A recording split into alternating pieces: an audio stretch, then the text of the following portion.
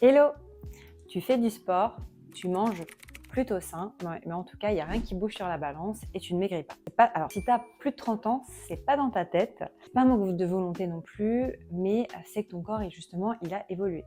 Et justement, je vais t'expliquer ce qui se passe au niveau de ton corps et comment tu peux faire pour résoudre le problème.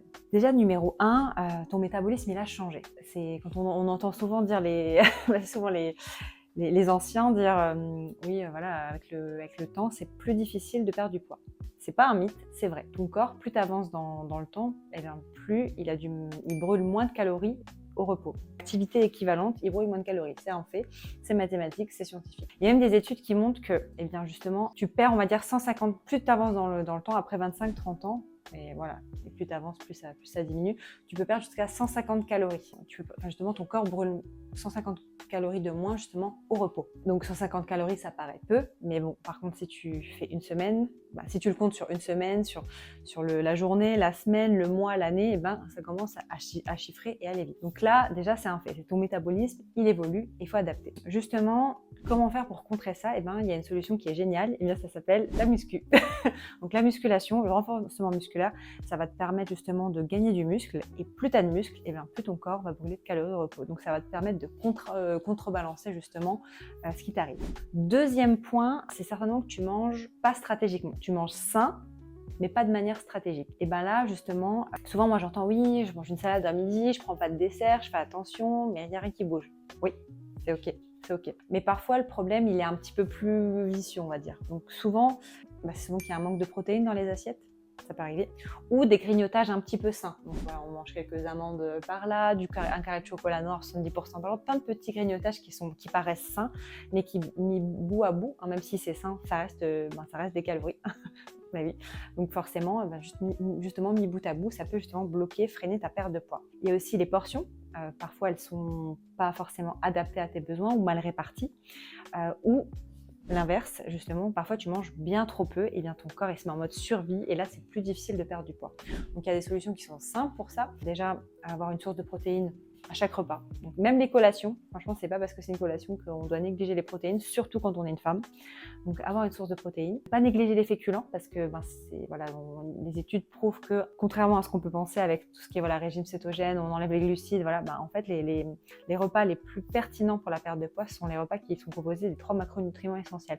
Donc bien réfléchir à ta répartition en termes de glucides, de protéines et de lipides, justement ça va t'aider dans ta perte de poids, surtout si c'est un problème pour toi.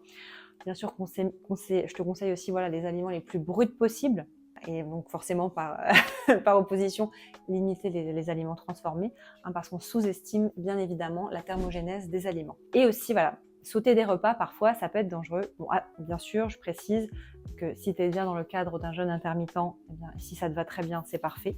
Et voilà, quand je dis ne saute pas de repas, si tu n'as pas faim, ne te force pas non plus, ça peut être contre-productif. Mais si tu les sautes de manière volontaire et que ça te fait du mal, ça peut justement être contre-productif au final. Troisième point, c'est souvent, le premier facteur, je pense qu'on néglige aussi pas mal, sur lequel on va taper, c'est le sommeil et le stress. Donc si tu as beau faire tous les meilleurs efforts de la Terre, s'il te manque pas mal de sommeil et que tu es extrêmement stressé, ça va justement faire varier ton taux de cortisol et justement ta satiété.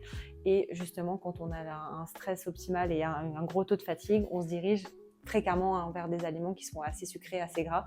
On est humain, on est comme ça, on fait une compensation. En plus, c'est des aliments souvent qui sont assez savoureux en termes de goût, donc justement on fait une compensation et on tape dedans. Donc pour ça, c'était pas le plus simple, on va dire, mais les solutions adaptées, c'est de trouver ton équilibre à toi. Il y a les step by step, trouver ton équilibre, il y a les step by step. Essayer peut-être de te faire une petite routine, soit une routine lecture qui te remise au calme, soit pratiquer un sport qui te relaxe, comme la méditation, le yoga, ça peut être une bonne source de solutions, justement pour t'aider justement à avoir un petit... Faire des siestes aussi, ça peut être bien si tu as du mal à dormir une nuit complète, faire des petites siestes ou des micro-siestes si tu en as l'occasion, fermer les yeux quelques minutes au bureau, si tes collègues ne te regardent pas bizarrement. Ça peut être une très bonne idée pour toi et ça peut te faire un bien fou. Donc en conclusion, c'est pas utile de faire 6 entraînements semaine de 2 heures où justement tu vas un régime tellement strict, c'est même contre-productif un régime strict. L'important c'est de je dirais la règle du CAR, CAR.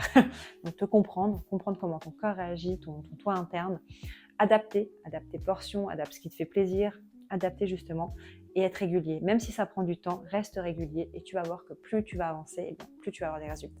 En tout cas, j'espère que ça a été pertinent pour toi et si tu as besoin d'en savoir un petit peu plus ou d'apprendre à connaître un petit peu ton corps, eh bien, tu peux commenter métabolisme justement en commentaire de cette vidéo et je serai heureuse justement de t'aider. Bye bye!